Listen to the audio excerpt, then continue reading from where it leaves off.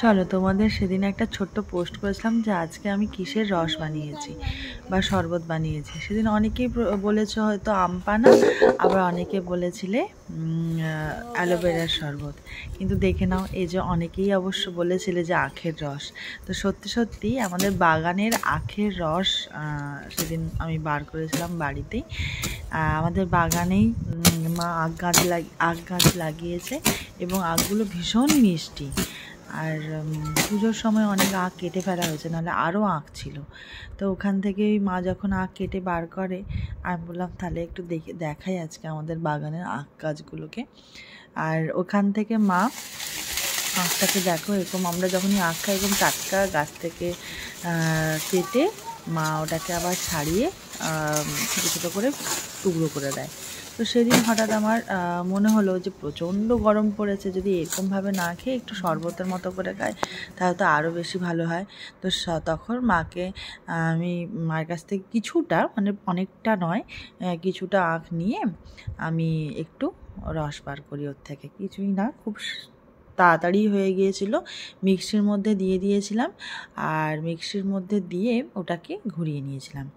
ঘোরানোর পরে দেখবে একটা শুকনো শুকনো যেন মনে হবে তোমাদের যে ড্রাই একটা গুঁড়ো বেরিয়েছে আখের, কিন্তু না, ওইটাকেই তোমাকে ছাঁকনি দিয়ে বা তোমরা যদি ধোয়া সুন্দর সুতির কাপড়ের মধ্যে নিয়ে চিপড়ে দিতে পারো, তাহলে পুরো রসটা বেরিয়ে যায়।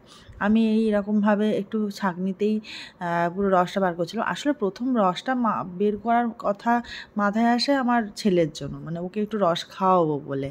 তো একটু করতে গিয়ে দেখলাম বেশ সুন্দর হচ্ছে এবং খুব ভালোভাবেই বেরোচ্ছে। তো তখন অনেকটা বেশি করলাম আমরা নিজেরাও খাবো বলে। তো তার মধ্যে দিলাম একটু বিট নুন। এবার ছেলেকে এমনি খাইয়ে দিয়েছিলাম, তারপরে আমরা একটু টেস্ট করে তো খাবো, মানে জানোই তো, মানে আমাদের বড়রা যত বড় হব তত হচ্ছে মুখে টেস্ট বাড়তে থাকে। এবার একটু বিট নুন আর একটু লেবু দিয়ে দিয়েছিলাম। জিরে গুঁড়োটা ঠিক আখের রসে ভালো লাগে না, ওই জন্য দেইনি। আর একটু ঠান্ডা জল দিয়েছিলাম না, বরফ দিয়েছিলাম, ঠিক আছে।